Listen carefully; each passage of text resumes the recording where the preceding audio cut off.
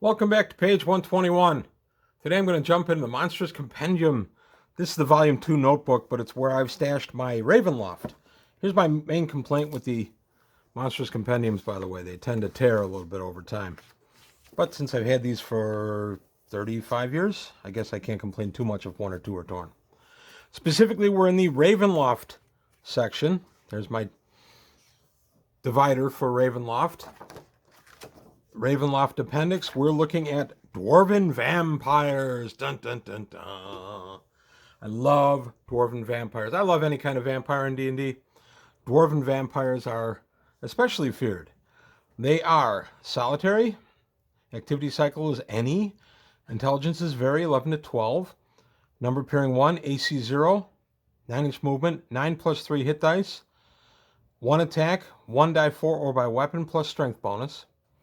Special attack, see below. Special defense, see below. They are small. Dwarves are a long-lived race with intense cultural hatred of the undead and their evil work. They regard death as just rewards for a warrior, and the undead would cheat a hero of his glorious end. For this reason, a dwarven vampire is perhaps the most awful of things, for its natural hatred of what it has become leads it to do great acts of evil. Dwarven vampires, like all vampires, look much like they did in life. They are short and stocky with long white or silver beards and heavy rounded features. In most cases, they retain the trappings of the profession they held in life. A dwarven vampire who was a warrior would often be found in full armor with a heavy battle axe or warhammer close at hand. Dwarven vampires retain the knowledge of languages they had in life.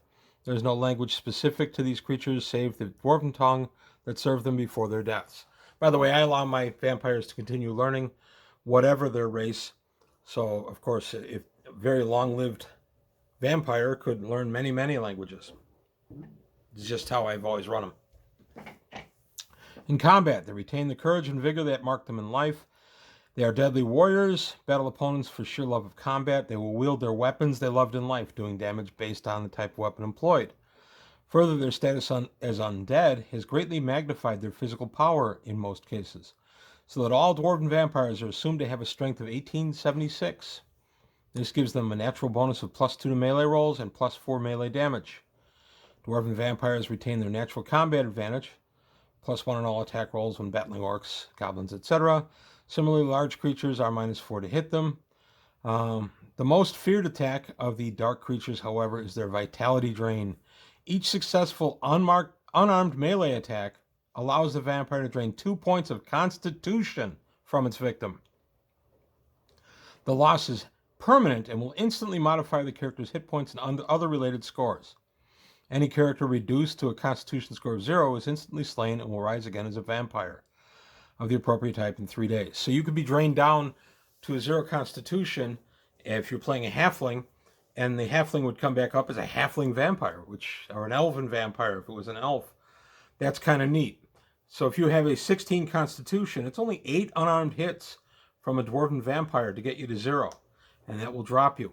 I do not retroactively take away points that you had gained earlier in your career for high constitution. So if it was a fighter with an 18 constitution, which would be +4 per level, and he's 9th level, I don't go ahead and, he's 16 now, I don't go ahead and take 2 points per level away from him for a total of 18 hit points. I feel that the hit points that they've earned to that point stay there, but all other con bonuses are modified going forward. So going forward, they would only have the 16 constitution, not the 18.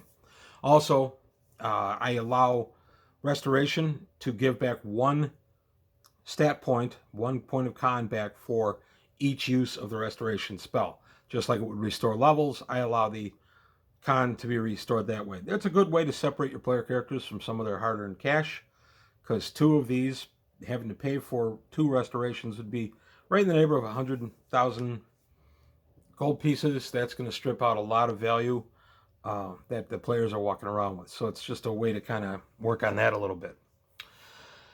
Dwarven vampires have natural racial abilities of dwarves, detect slopes and grades, things like that. Like their strength, the natural constitution and inherent magic resistance of these creatures has also been increased by their contact with the negative material plane. While this gives a vampire a +5 bonus on all savings throws for wands, rods, staves, etc., it also makes it impossible for them to employ magical items. Being undead, of course, poison has no effect on them.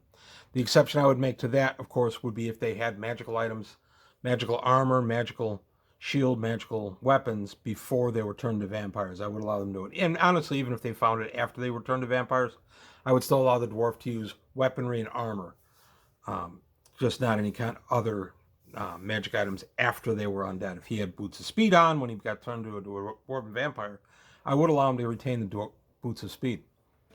Dwarven vampires do not have the natural charm ability of human vampires, but they are able to strike fear into the hearts of their enemies with but a gaze. In a combat round, the creature may employ this attack on any single foe, requiring them to make a fear check.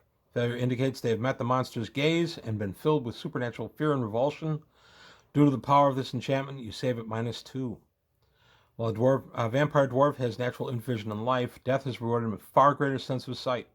In addition to his normal 60 foot of vision, the vampire dwarf can see in all but absolute darkness as if it were full daylight. So he can actually read in full darkness. That's kind of neat. Dwarven vampires are more resistant to physical and magical attacks than normal vampires. They can only be hit by +2 or better magic weapons, with all others passing harmlessly through them as if they were no more than vapor. Even if struck and harmed by weapons or spells, a dwarven vampire regenerates 4 hit points per round when in a subterranean area. Above ground, they regenerate only 1 hit point per round.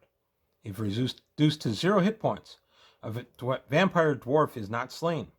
Instead, it is forced to employ its stonewalking and flee the combat. If it's unable to reach its coffin within 12 turns, that's 2 hours. The vampire emerges with the stone around it and is destroyed. If it does reach its coffin, the foul vampire enters it and, after resting for 8 hours, is restored to full health and power. I usually make the dwarven coffin a crypt, since that's usually what dwarves use. Holy water has no effect on these creatures, but water of natural springs burns them for 2 to 4 points of damage per round. Immersion in a pool of water fed wholly by natural springs will utterly destroy the vampire when it reaches 0 hit points. Holy symbols will keep the creature at bay, although they will do no damage, even if pressed against the vampire's flesh. Like all of the vampires, they're immune to all manner of mind-affecting spells, charms, things like that. As undead creatures, they're immune to any type of poisons, toxins, can't be suffocated or drowned, except they can be destroyed by running water. Spells that do damage with cold or electricity do only half on the monster. Those employing fire have their normal effect. Unlike most vampires, dwarven vampires are not harmed by sunlight. They are unable to regenerate when in full sunlight, however, and will go to great lengths to avoid entering it, for they find it painfully bright. I like that. You can have a dwarven vampire encounter you at noon on a shady day. Dwarven vampires cannot assume the forms of wolves or bats, as some of the other vampires can do. They are able to summon any form of burrowing or subterranean creature to their aid. When they opt to do this, 10 to 100 hit dice of these animals will arrive within 2 to 12 rounds. The exact type called depends on the area in which the vampire is encountered, but each vampire has a favorite type of animal. Vampire dwarves have the ability to stonewalk at will. With this power, they are able to enter and walk through any thickness of stone or earth as if it was nothing more than air. It is not unknown for a dwarven vampire to lurk just beneath the surface of the earth and then spring up to attack those walking above it. Vampires can extend the magic aura of this power to allow it to bring any object it can carry with it in when it stonewalks. Thus, a dwarven vampire could grab a victim, then employ its stonewalking power to sink straight into the earth and escape anyone in pursuit.